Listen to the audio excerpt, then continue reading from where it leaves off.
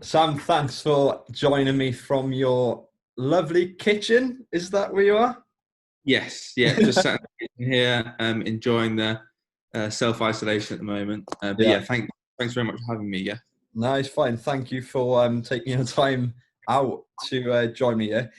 So Sam, Welsh triathlete, British triathlete, and currently training with the NTPC Wales, if I'm not mistaken. yeah, that's the one. Yeah, that's the group. Great and fantastic.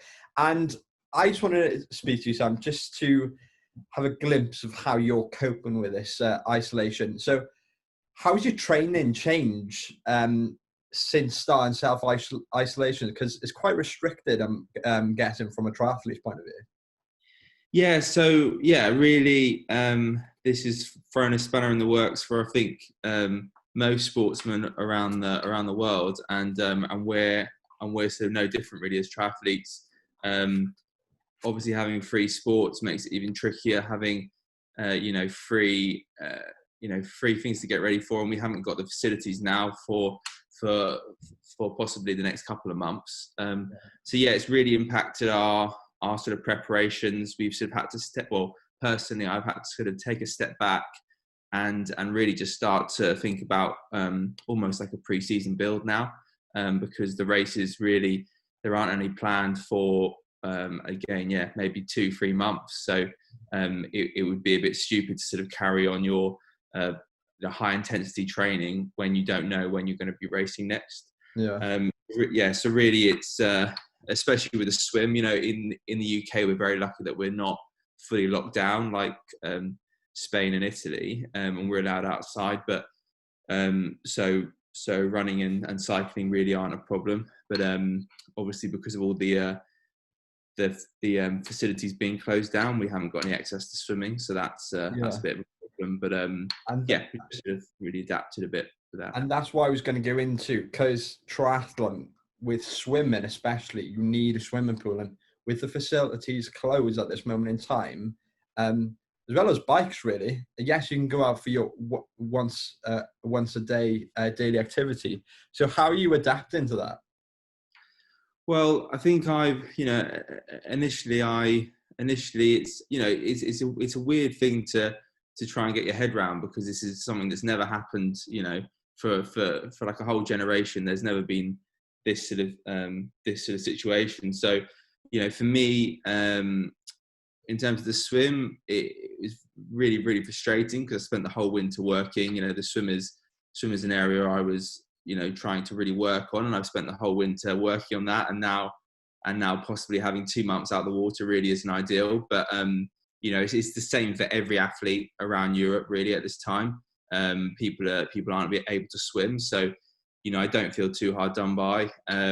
And then in terms of the bike and the run, it's I am trying to stick to the guidelines set out, and trying to be a good citizen, and bike quite a bit indoors, and then use my activity for the day to go for a run outside, which really helps in terms of, I think it's so important getting out. For me as a professional athlete, it's very important, but I think for anyone, getting out for that sort of 30 minutes or so to an hour of exercise, during the day is really, really great for your mental well-being. Yeah, and So I was gonna say, especially for your mental well-being as well and your physical. I presume from a professional athlete point of view, that's vital. yeah, definitely. I get a buzz out of training in itself, but actually just being outside, and especially this time of year in the UK now, actually it's been quite nice weather. So really getting out and just getting a bit of fresh air and trying to sort of just get out. And it's quite intense being inside for long periods. So being out on my own outside is actually, it's quite a nice way to escape from it all. Yeah. And yeah, so I've sort of used that as quite an effective coping mechanism, really, which has been Yeah. good. So yeah. So how are you keeping motivated? Because I know from me, trying to keep motivated in this time is really, really challenging. And I set myself a to-do list of what I need to do. But from a professional athlete, how do you keep motivated?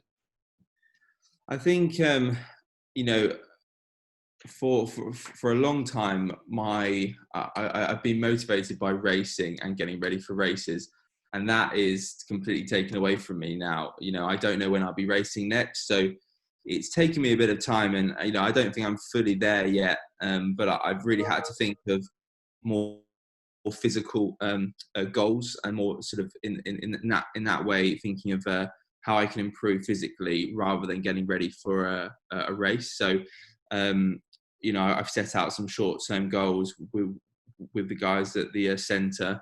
You know, something like a 5K time trial at some point on the run in the next few weeks, or you know, a 20-minute test on the bike and seeing what kind of power I can put out. You know, just sort of physical goals that will sort of keep me motivated to push a little bit in training. You know, I'm obviously not pushing as hard as I was because I was getting ready for a race at the end of March, and you know, I was pushing, and then obviously it all got shut down, and the race was cancelled. So since then, I've just been training, but stepping back a little bit, doing some intensity, but a lot of it's been steady and just really backing off a bit. I think also in terms of motivation, it's as I say, like, because I haven't got any races to get ready for, it's more just staying healthy. You know, a lot of people are getting sick around this time. You know, it's a serious virus, and I think a lot of people take it for granted, sort of take their health for granted. And I think actually just being healthy around this time is really important. So you know, I've been advised by some of the coaches, you know, just to actually at this time it's important just to remain healthy, and look after those people around you, really. So. And you basically nailed the nail on the coffin there. Is, do you reckon a nutrition and socializing over like, because you said, didn't you do something on the weekend with your friends on the bike, all of you got together, so I think that would be a massive impact on your daily life, surely. So you know, I'm very, very fortunate. As part of the centre, we have sessions run every day, which are coached. You know, our swimming sessions, we have track sessions on the run and the bike as well. So we have coach sessions every day, and we're hanging out as a group and doing you know socialising, and to have that to have that sort of taken away is quite hard. You know, because it's you know, it's a big part of your life. Obviously, training and socialising with your peers is really, really helps day to day. So not having that is difficult. So it's been good. We've started to do some Zwift riding on our turbo trainers, and you can chat to each other while you're doing that. So I think on Saturday we did a 100-mile bike ride on the turbo trainer, which seems pretty, even for me. It's quite a long way, but I think it only took just under 4 hours, so it wasn't too bad actually. I thought it'd be like 5-6 hours. I thought it'd be 5-6 hours on the turbo trainer, which I don't know if I was that keen on doing that, but having that social aspect on that actually made the time go really quickly, and I definitely want to do that a bit more in the future, and do it because I'm doing so much indoor riding, getting on Zwift, and having group meetups on there is actually a really good way to sort of you know, put a bit of fun back into training and have that social aspect. So that's been really good. I take my hat off to triathlon, because if I was 4 hours on a bike, I would not be in a good way. So hats off to you in there. So what's your tips as an athlete to others, not just an athlete, as a whole, within self-isolation? I think you know, a large part of my day is structured, or that, you know, the whole day is structured with timings, and I think it's very easy when you're stuck at home and you don't have any events on the horizon, is, you know, to sort of sleep in, and then, you know, and just sort of start to mope about. So for me, it's been, you know, for the first week, I admit I was probably a little bit like that. I was just sort of having a bit more sleep and not doing a whole lot. But actually, now I've sort of got back into a routine. I'm trying to get up fairly early and train how I would train if I was training with a group. And I think that's actually really important to have that structure still, because it's very easy to fall out of and be very, very unproductive if you don't have those set times or that structure in your day. So, I usually get up around sort of 7:30 and try and get on the bike or get out for a run around 9 o'clock at the sort of latest, just so I get something done early. And then I find that really helps me progress through the day by getting something done early doors. How many hours are you training at this moment in the week? So it's dropped back.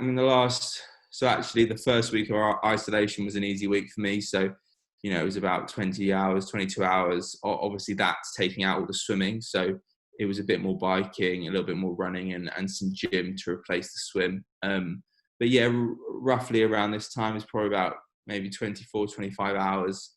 But it's obviously shifted a bit because there's no swimming. I've spent a bit more time on the bike, and that sort of,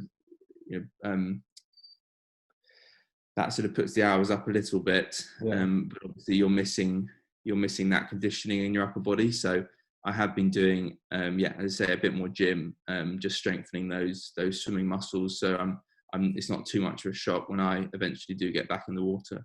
Yeah, I was going to say, with your swimming, have you got anything in place to do anything else? Or Yeah, so obviously I thought, a month or so out of the water is not great, and I thought, okay, but then actually, hearing the situation at the moment, it could be a couple of months until the leisure centres or universities are opened up again. So I actually, our garden's just about big enough for a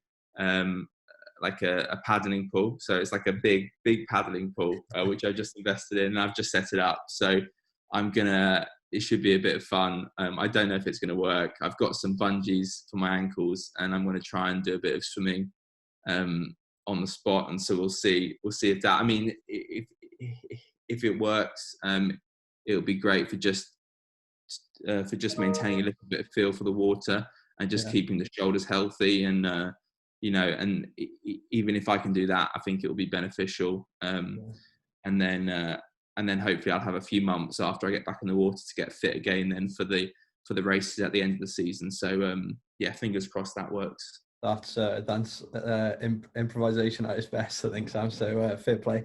And what does COVID-19 mean for your season moving forward? So it's very hard to plan. Ahead. I think, quite a lot of races. I think it seems like August and September, October are going to be the busiest racing months there's ever been, because every race seems to have been rescheduled for then. I think realistically August is when races are going to start again, but you don't know, and it's really hard to plan your season when you don't know if a race is going to go ahead or not. It's disappointing for me because it's my first year of really having a full winter behind me, and I really expected a very good season on the pro circuit, and hopefully making it a few more breakthroughs in performance. So it's really frustrating for me and for a lot of pro athletes. But yeah, just for now, obviously I'll be planning to race hopefully August, September, and then probably through October, November, December, racing through a little bit in the winter where I'd usually be taking an off season. So I'll probably be racing a bit later in the year, just to take advantage of those races after obviously having a large part of the summer, just having to take that off and train. So so it just sort of bumps my year on a bit. But fingers crossed, races do go ahead, and we do get some sort of races this season. And I had a question for you. It was off the hook kind of one. Where do you actually see yourself now? Because you're a pro athlete. So where do you see yourself in the next 2 to 5 years, let's say? Yeah, so, this year, so last year was my first year kind of out of work. And, I had a goal of getting on the podium at a pro race, which I managed and qualified for the championship, which is like the challenge race series world championships effectively. And so, you know, for me, that was the big goal this year, and you know, achieving a good result there. Obviously now that's going to have to possibly bump onto next year. So really, I think for me, it's getting, you know, top 10s, top 15s in those big races. And you know, like for me, the goal, my sort of goal is to get on podiums in pro races and be a regular on the podium in those races. And then obviously challenge at the major championships, getting in that top 10, hopefully top 5, and then you know if things pan out and I work hard enough over the next few years, you know, getting on those podiums in those big races. So you know, I really think now, it's pretty much just moved my goals on another year. So I just have to sort of think about that a bit and sort of see what I want to do next year. Obviously, after having to sort of readjust after this year.